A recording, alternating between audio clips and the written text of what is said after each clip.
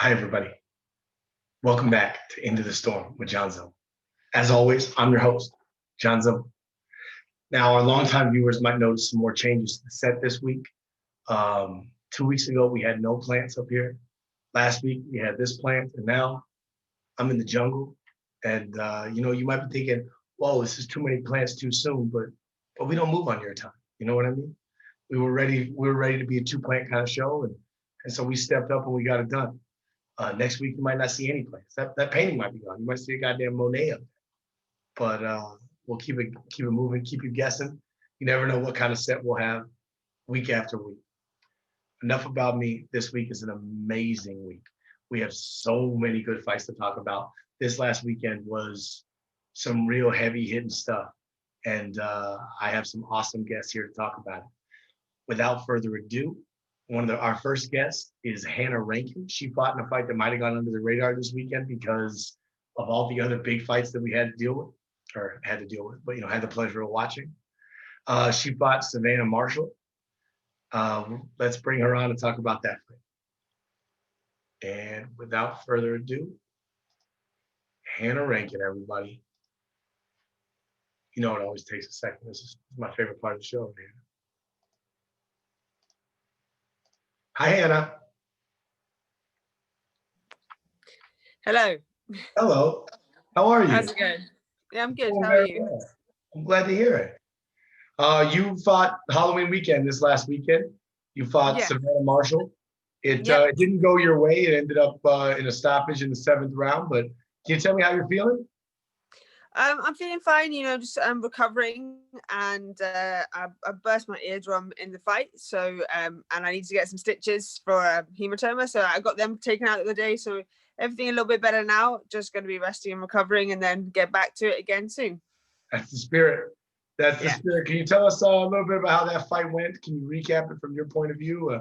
Whatever's not too painful. Yeah, no. So the first 2 or 3 rounds, I felt like I was boxing well. Again, she was much bigger on the night than I was expecting her to be. I think there was definitely a bit of a size difference there, but first 3 rounds was definitely boxing really well. Getting in and getting out again. And she said in an interview afterwards, she was surprised. She was expecting me to come and war her straight at the beginning, but that wasn't my game plan. Game plan was to come in and box and move, and it was working well. And then I think I must have damaged the eardrum at the end of the 3rd or the beginning of the 4th. And it kind of affected my balance quite badly. But to take nothing away from Savannah, she boxed a really great fight. And at the end of the day, she was just a little bit too big for me. And that's all it was, yeah. That's a phenomenal explanation. So just to sum it up quickly, would you point to, would you say the game plan that you executed would have been, you wouldn't have made any changes to your game plan, is I guess what I'm trying to say? Absolutely, no, I wouldn't change it. We had a great game plan in play, and I think, had I been able to continue executing it, I think it would be well. Obviously, when my balance was affected, I wasn't in my head as much, so I started to take some shots down the middle, which they were heavy shots, and there's nothing you can really do about it once that starts to happen, So it is what it is. I'm disappointed that happened, but yeah, I was happy with the beginning of the fight for sure. It's boxing, one big shot can change anything. We all know that. Yeah. And especially when you're battling a size difference like that, there's no question that can really come into play. Now, Savannah Marshall is ranked number 2 by a lot of people at middleweight. I think we all know who's ranked number 1 at middleweight. Clarissa Shields, the two of you, I know, have a history. You lost to her by decision in 2018.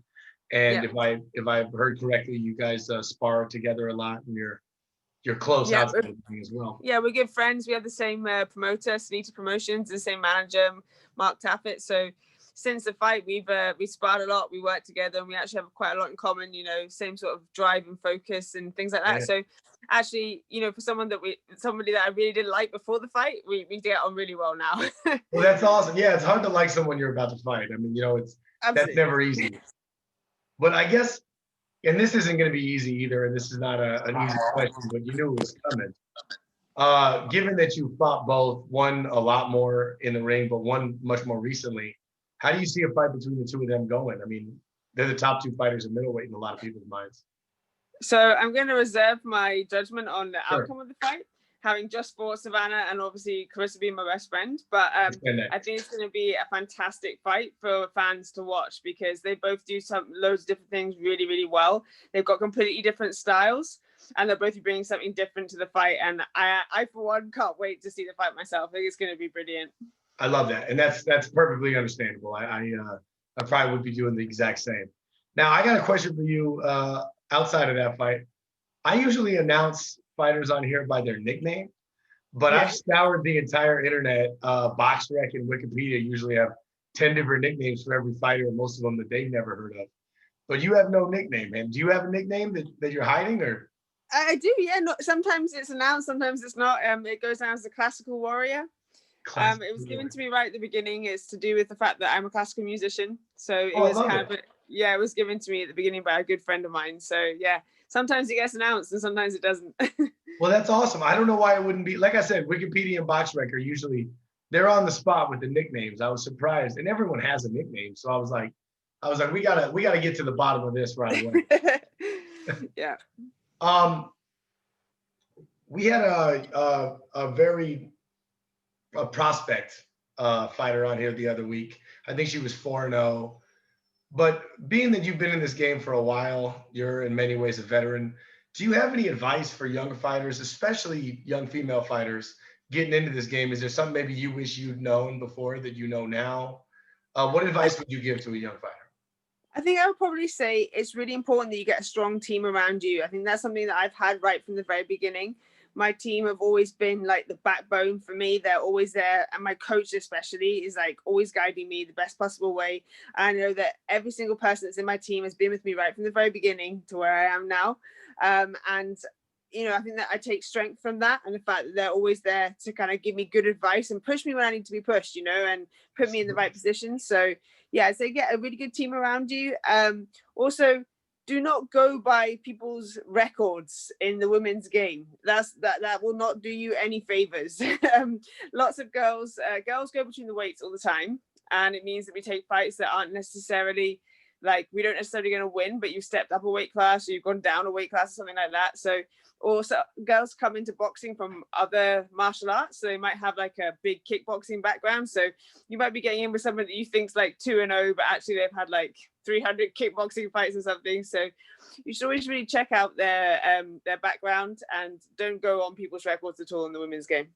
That's something that I learned a long time ago, is that you'll see women who, if there was in the man's game, you notice someone who's has a record that a lot more losses than you'd expect for a small amount of fights. And you think, oh, this guy's, maybe I don't know what you call him, a showcase fighter, the kind of guy that you bring up to boost other people's resumes. That's not the case in women's fighting at all. No. Like you said, they step up all the time because there's a smaller talent pool. You'll notice that a lot of times people get thrown into big fights before they're ready. And I agree with everything you're saying 100%. That's definitely true. And there's people that will have losses to fighters on their record when actually they've gone the full distance. They've done the full championship distance with that fighter. So by no means are they actually a bad fighter. They've just not quite, they've just not got the win on the night. But it shows they've got a lot of experience in the ring. So you should always watch out for that. Absolutely. And that's an excellent point that I think gets ignored a lot. That makes a ton of sense. What's next for Hannah Rankin? Where do you go next year? Who do you want? What do you want to do? Do you see another fight against Clarissa down the road? Just because she is a huge star. I don't mean to. The interview's not about her. I just was curious. No, I'm really excited. I think Clarissa's got her next fight coming up with Decare to unify the 154 division, which would be really exciting. But no, for me, I'm dropping down to welterweight in the new year. Welter or even super welter if the opportunity came up again. But for me, talking to my nutrition team, and I think I can definitely go down to welterweight. And having been in that middleweight with like Savannah, who is a massive middleweight, for me, I definitely know I belong at the lower weight classes. And, I became a world champion at 154, so I can make 147. So why not? I'll be a big 147er, and I think it'd be exciting. So that's my goals for the new year. I think that'd be exciting too. I'm excited for you.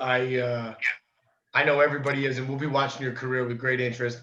Thank you so much, Hannah Rankin, for joining us. Thank you for coming on, and I hope you feel better. I know you're still recovering, But I also know you'll get right back at it. And I look forward to talking to you before your next fight. Thank you so Thank you much. so much. Thanks for having me on. Cheers. Of Bye. course. Cheers. Uh, and goodbye, Hannah. Well, we're still waiting for the Spice Boy himself, Ryan Rhodes, to connect. I didn't want to hold Hannah hostage while he does it. He was out here last week, so I'm not sure why he's having a hard time. But while I have you here, we'll discuss some of the things coming up and some of the stuff that we're going to be talking about.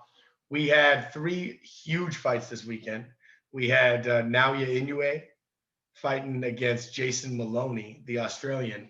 That fight went pretty much how everyone expected it to, meaning Naoya Inoue ended up winning in a knockout. But there were some little wrinkles in there, some fun stuff, including a big finish that can't wait to talk to Ryan about. Also, our British fans, I know we're following very closely the Derek Chisora versus Alexander Usyk fight. And that fight went how I predicted it would, which is by Usyk winning by points. But he showed some tepidness. He did not seem eager to mix it up in the same way he did when he was a cruiserweight. And so we'll see how Ryan feels like he fares against other potential heavyweights. And then the big one, if you're American or worldwide, was the Gervonta Tank Davis versus Leo Santa Cruz fight. A lot of people felt that was a fight of the year contender. Super, super good fight, back and forth for 5 rounds to end in a 6th round highlight super knockout by Gervonta Davis. Absolutely blew him out of the ring. I'm sure if you're watching this show, you've already seen it. But if not, make sure you check that out because it is as exciting as it gets. Let's see what's going on here with Ryan. Ryan's still not seeing how to do it. Oh, there he is, my guy. Right on cue, because I was running out of things to talk about by myself. That's why I have guests on this show. Ryan Rhodes, everybody, there he is. You know the audio takes a second. Ryan, mate, how you doing? There he is. He's connecting, it says.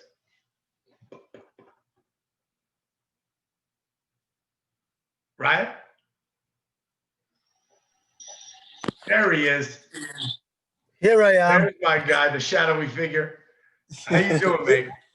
All right, just had a late one at the gym. I'm just outside. I've just let everybody go.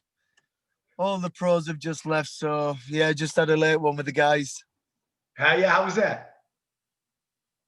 Yeah, good. They're all probably everybody's in the same situation. Everybody's little like, but at least the professionals can train. That's a good thing. The amateurs I have in the gym are a little bit.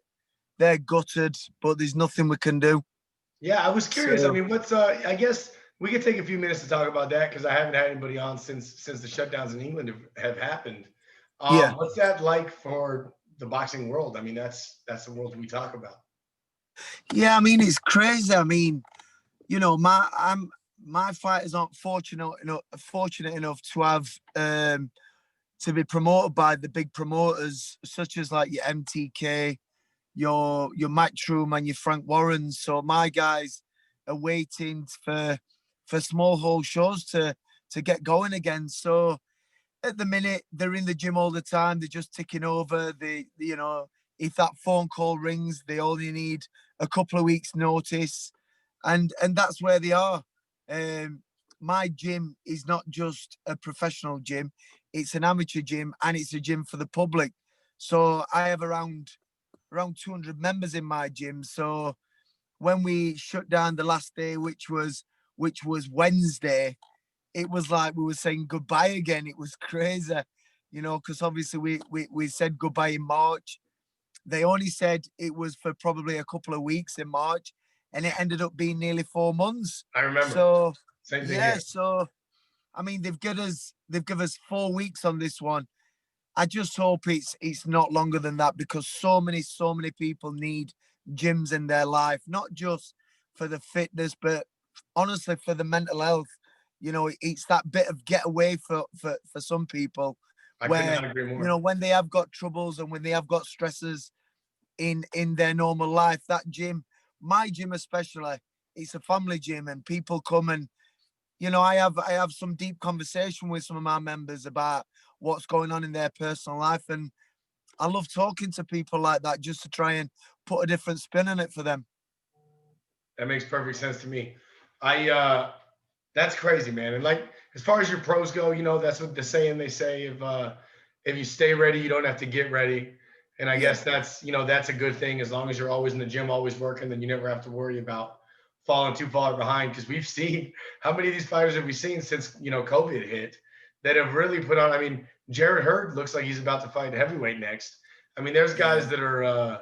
that have really blown up in weight, and these are disciplined professional fighters. But that's one of the challenges right now for I think everybody. It I know is. I'll put on a few It's pounds. we all know as fighters, or we have been fighters in previous times, that we all need a goal in our life. We all need something to look forward to, something to focus on, because it's so easy just to fall off track, just for them few days, because them few days lead to them few weeks then lead to them few months. It's so easy, but it's not just fighters, it's everyday life. It's Of course. people do need, and people look forward to coming to my gym. I've got a lot of great members in my gym, and on Wednesday night I seen a couple of sad faces that we weren't going to see him in hopefully 4 weeks time. But we've got these groups, we've got these Facebook groups where we can all have a chat, we can all put some training videos on the chat to try and motivate each other and keep each other positive, and just something to look forward to, that it is only going to be 4 weeks.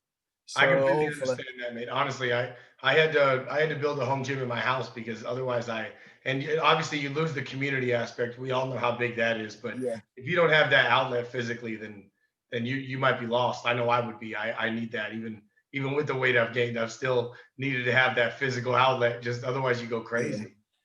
Yeah. But you Absolutely. know what? Let's talk about the pros. Let's talk about the big fights that did happen this week. You're our first repeat guest, which is awesome because it means we can touch back on some of the stuff that we talked about last week. We'll go over all three of the big fights, and then maybe we'll touch on some of the stuff coming up in the next week or so. Yeah. As you and I know, we were supposed to have a third guest accompany us. That might end up happening tomorrow or later on in the week. I won't say any more about it, but we didn't we were planning on talking to them a lot more about what's going on in their life. So we really are mostly focused on the three main fights, and that's okay.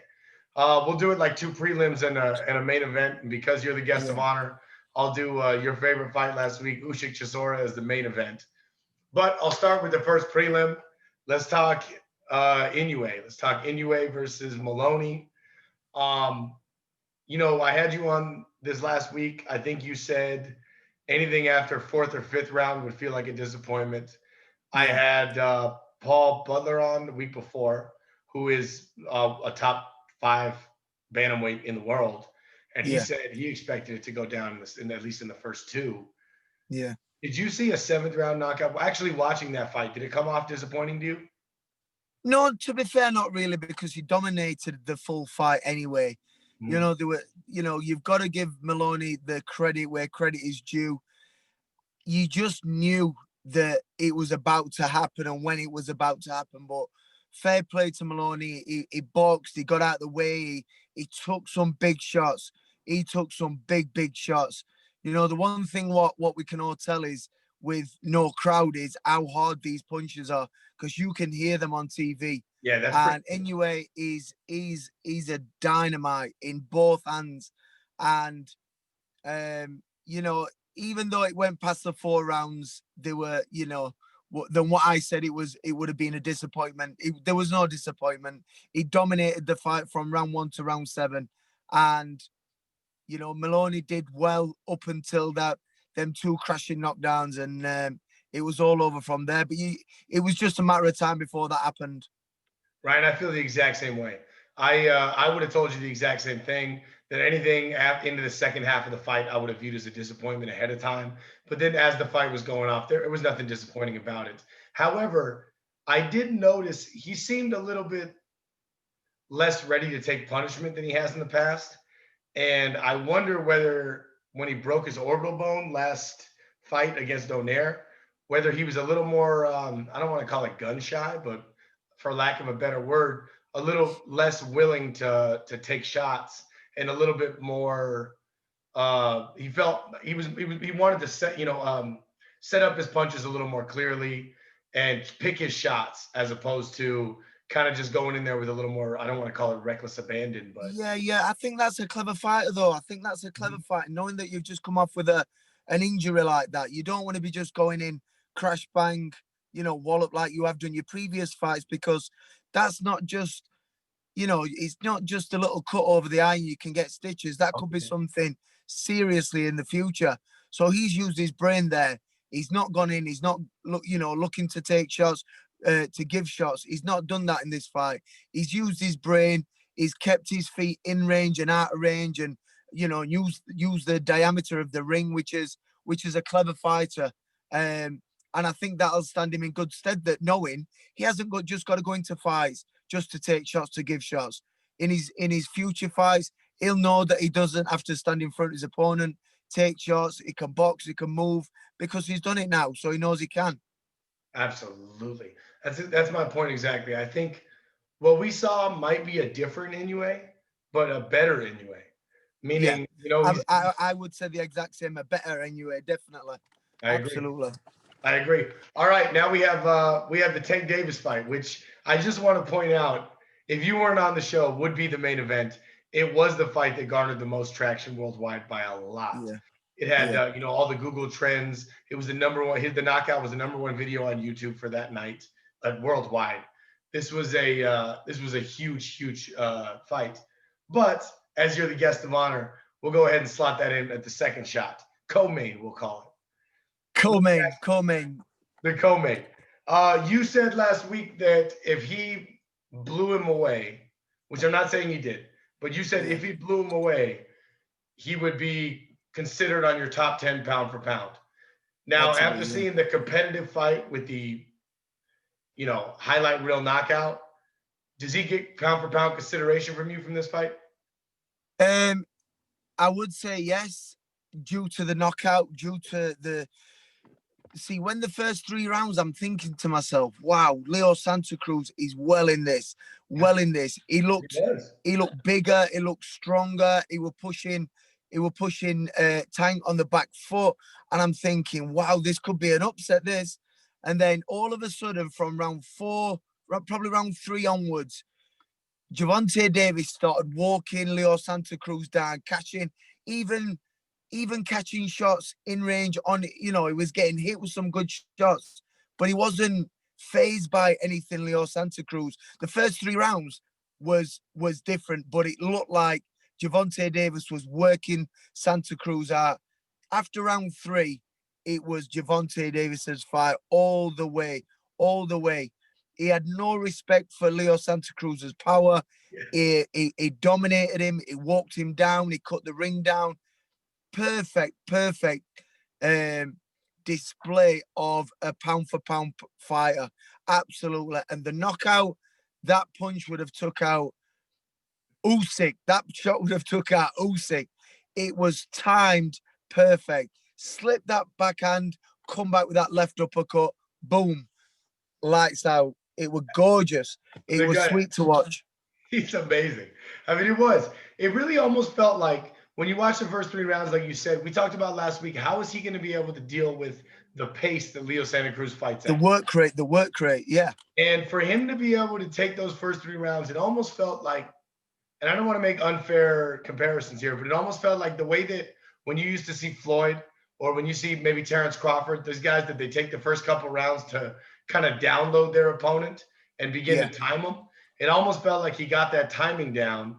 And the other comparison I want to make, which is a flimsy one, but I see it there. When I saw White and Povetkin earlier this year, he saw that opening for the counter left uppercut all night long and just waited for his perfect opportunity for it. Well, Povetkin tried that shot with body shots. He was hitting them left hooks to the body, and he knew it was catching Dillian with them left hooks. And he knew, Yeah, he knew one of these shots is going to bring it straight up to the chin and he's going to land it. So it weren't just one lucky shot. He was throwing that shot the whole fight, but he was dropping it to the body. He was dropping it to the body, not just the head, dropping it to the body. Absolutely. No, I couldn't agree more. I mean, that was it was incredible. And the way that Gervonta was able to time him, the way he was able to take that work rate, the way he was able to, like you said, assert himself and become in control of the fight. And then that knockout, he threw it with everything he had, and his power is for real. He It was excited me. everything. It was power, timing, accuracy. Is that slip with that right shoulder to bring that left hook in? It was poetic. I could not agree more. That's beautiful. That's a beautiful way of putting it. Now, Yeah. he has felt on the verge of superstardom for a while. Yeah. I would probably classify it as he went this weekend from a potential superstar to a budding superstar, meaning Yeah. he's there, but he's not, I mean, full superstardom, but he's walked into the room. Yeah. Would you consider Gervonta Davis a superstar, or do you think how far do you think he is from superstardom to you? Because he's I think one maybe two more fights at that level, he's at right that there. caliber level. Yeah, at Leo Santa Cruz's level. Yeah. Because he's been a great fighter. No one has ever done anything like that. In I know he got beat by UK's Cole Frampton, Yeah. but it wasn't nothing like that. It was a close, competitive fight from round 1 to round 12. But what Gervonta Davis did with Leo Santa Cruz was something else. So I would say one more fight at that level will just put him in that great fighter stardom. Here's an easy one, but I feel like I've been having this argument with people over the last couple of weeks. So let's just settle it here. Is Gervonta Davis the real deal? He is. You've got to give it. I thought probably a year ago, I thought his lifestyle and just a few things I thought were letting himself down. But I really think Floyd Mayweather's got in his ear, and told him and really put it on the line and said, listen, you could be the next me. You could I'm retired now from boxing. You could take over from me. And I just hope that he's got that into Gervonta Davis's head. I was there in London when he came to London and boxed. Yeah.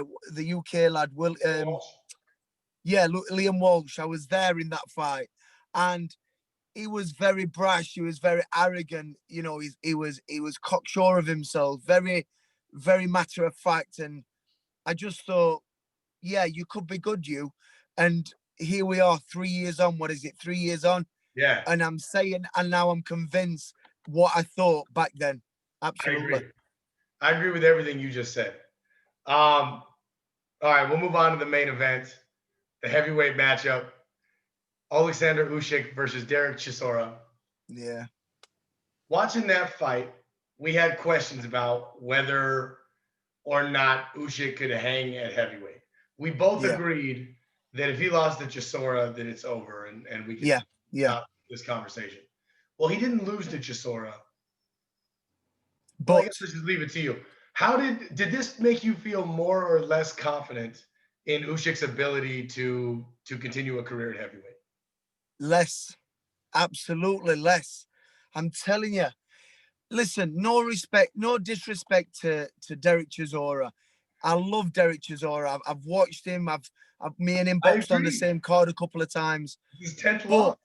Yeah, so Derek Chisora is slow heavyweight, slow with his feet, slow with his punches. He's very predictable. You could see the punches coming from Derek Chisora. And he was catching Usyk with a lot of shots. Now, I know Derek just had to go for it, and we know that. But the top 4 heavyweights in the world will destroy Usyk. I know they will. Honestly, if you get AJ firing that fast jab, if you get Tyson Fury firing that fast jab, I got a fun little thought experiment that I drafted up for us. I got a list of heavyweights here, and I want you to tell me Who beats him? if you think Usyk beats them or not. All right. Yeah. Okay. All right. Joe Joyce versus Usyk. Joe Joyce, again, predictable. Slow. Got great work rate. Great. I know Usyk beat him in the amateurs, but I believe Usyk will beat Joe Joyce again now. I really do. I wonder really if do. size would come into play there. And Joe Joyce, for as slow as he is powerful. But I can see that. All right, we'll move on. The one thing you've got to give Usyk, for a heavyweight to be on his toes and dancing around for 12 rounds, there's not many heavyweights that can do that. Not many heavyweights. And he did that. And I think that's how he would beat a Joe Joyce. I get that completely. And by the way, I don't want to go like when you say the one thing we got to give Usyk, like he's a unified cruiserweight champion. I mean, he's one of the absolutely boxers in the world. It's just, I mean, we're talking about heavyweight here. Lomachenko's a phenomenal boxer too, but he's not doing great against Canelo. I mean, there's levels to this game, and there's weight classes for a reason. And so exactly. I just want to be clear that we're not disrespecting Usyk. It's just we're trying to figure out his chances at the weight class. That What about Dominic Brazil? What about who, sorry? Dominic Brazil versus Usyk. Dominic Brazil. I think he beats Dominic Brazil. Right. I think he beats Dominic Brazil. I like Dominic Brazil's the one who boxed AJ. He boxed AJ and Wilder, yes. And Wilder, yeah. AJ slapped him around for 11 rounds or whatever it was and finished him. I think Wilder took him out in one. In a round or two, wasn't it? Yeah. No, I think he beats Brazil. Yeah, I would say he beats Brazil. 6'7", so Brazil's real tall. And I wonder if he gets caught by Brazil, I think he goes down. Brazil's got a lot of power. Yeah. But his work rate is outstanding, no question. Absolutely. All right, how about Andy Ruiz? Andy Ruiz beats him. He was one I said would beat Usyk. Yeah. He throws his combinations too fast. He's too fast. He's too big. He's powerful. Look, we all know he doesn't look like a I don't like saying it. It looks like me at a minute, actually. But no, I think he was one that I said that would beat Usyk. I understand what you're saying. Yeah, he would beat Usyk. I'm blaming it on lockdown weight. Yeah. But no, I think Andy Ruiz beats Usyk. I think he puts his combinations together fast. He's very, very, he's for the size of him and the way he looks, he's a fit kid as well. You've got to give it to him. He's a fit kid. Oh my God, yes, he is. His stamina is unbelievable. We saw that twice now. For his weight, yeah. Yeah, exactly. All right, how about Dillian? Dillian beats him, but Dillian knocks him out. Dillian's too fast as well. Big left hook. See speed, big left hook, big backhand, straight backhand down the middle. Yeah, I think I agree 100%. I agree 100%. All right.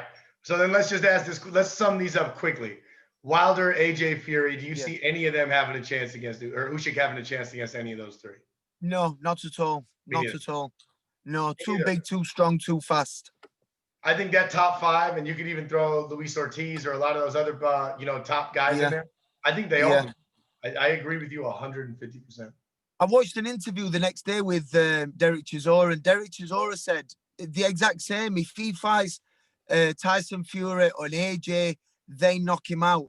And there was and Derek Chisora said Usyk doesn't hit hard as well. No, he doesn't hit hard. Wilder wouldn't respect his power enough. I think Wilder finds him. He would time him long enough, and he'd be able to. And he's not taking Wilder's power, that's for sure. Absolutely. I agree with all those. Well, man, shoot. That's everything I got today. That's the big stuff. You got any prediction for Devin Haney versus Yuriorkis Gamboa this weekend? I think Haney boxes his head off. I think he keeps out of the way. I think he's skillful. His quality is a great fight. A few years ago, I expected a lot more from Gamboa. I expected him doing big things, but just never happened for him. No, and his fight against Terrence Crawford was a really fun one. But, great fight. Great fight. But ever since then, it's just been straight downhill from him, and it's been a shame. But I don't expect anything too exciting. But Haney's not the most exciting fighter to watch, but he is very, very talented. And you know what? He doesn't look like he's anything special. But when you're in that ring with someone like that, it's a different story. Oh, yeah. A different story. I don't think Tyson Fury is super exciting to watch, but he's Yeah, the best no. to me. I mean, Exactly. But when you're in that ring with him, it's a different story. absolutely. We're gonna have to talk about the 14th of November. We'll have to get back on with Kel and I'm excited for that. Terence Hey, we can Crawford. talk That'd about be that good. right now. Hey, do you see? So look at this. Let's talk about this because I frequently bring up American dominance, especially since lockdowns ended and we've been back. We've been seeing it all over. Whether it's Gervonta Davis or Teofimo Lopez or the Yeah. Charlo brothers, any tough fight the Americans had, he's made look easy. Yeah. I personally don't see any American losing to like a high elite American losing to any elite foreign fighter for the rest of the year, Yeah. especially now Yeah. that Fury Wilder's off. But the only chances you guys have, as far as Brits go, are Kell Brook versus Crawford and Luke Campbell versus Ryan Garcia. Ryan Garcia. Yeah. Tell me why UK has a chance in either one of those fights. So I'm not too convinced on Luke Campbell. I think Ryan Garcia could be the next future in boxing. I really do. I was in New York. When was it? Last year? 2 years ago, I was in New York watching Ryan Garcia, and I knew then that this kid was going to be special. Yeah. You know, the speed, the charisma, the flamboyance he's got about him. He's just and now he's training in the same gym as Canelo. I just think it's going to do him the world of good. Training alongside Canelo, watching him, watching what he does, you can see the similarities already rubbing off on Ryan Garcia, and I think it's great. And I think he'll be definitely a future world champion. Definitely. Yeah, I agree with you. We don't know how his power will carry against elite competition, but it seems like it's real. And he has some defensive tendencies that I worry about. He leaves his chin out a little too much. But the reality is, he seems like he's got all the pieces. And you're right about the charisma and the star power. That's very real. So do you actually? You're the first person that. So would you say that Kell has a better chance of winning than Luke? Hello, can you hear me? Yeah, I've got you there. I don't know what happened then. Okay. Would you put Kell's chances of winning higher than Luke's? So I'm hearing some stories about Kell that he's, the one thing with Kell, it's always been his weight. Coming down to welterweight is always, it's been a struggle for Kell. But I know this camp, Kell has been over in Ventura, training like a madman. And I had a conversation with a guy who's involved in Kell's strength and conditioning. And last week, not this week, so at the end of last week, he was only 5 pounds over the welterweight limit. It's never been known. It's never been known. So my thing is with Kell, the ability, the determination, the fitness is always there, but the issue has always been Kell's weight because he's so big for welterweight. Now, if he's done the weight properly, I've just give Kell another 10%, 15% chances with the Bud fight. I really have. And the other thing is, because it's not for the IBF as well, and it's the WBO, there's no hydration clause on the next morning. So Kell can weigh what he wants the next morning. Now, I know even Kell, when he fought for the IBF, there was a £10 or a 10% allowance for an hydration clause. So that Kell had to do another. That was against Spence, right? Yeah. Yeah, so every IBF world title fight, there's always an IBF, there's always a ruling. So, and I know Kell even struggles the next morning to keep that weight off, to keep under the 10%. With this weight, the WBO, there's none of that. Kell will be coming in fit, big, strong, no hydration, no dehydration, no nothing. He will be top notch. And you listen, Kell's my boy, and I've been Kell's friend for many, many years. Terence Crawford is the favorite, but because of the non-hydration clause, and I know he's done the weight properly, it could be more of an even fight. It really could. By the way, you're the only one of your countrymen that I've interviewed that gives Kell more of a chance than Luke. Most all the other ones, they think that Luke has a chance against Ryan, but they don't rate Kell to have a chance against Terence. Yeah. I love seeing the other side of it. You got me excited for that Terrence Crawford fight. And we'll definitely have you on to talk about it either before or after. Ryan Absolutely. Rhodes, Spice Boy, as always, thank you so much for coming on, hanging out with us, mate. We'll see you soon, all right? Anytime. Great speaking to you as always. Always, brother. Talk to you soon. Take care. Take care. Dude.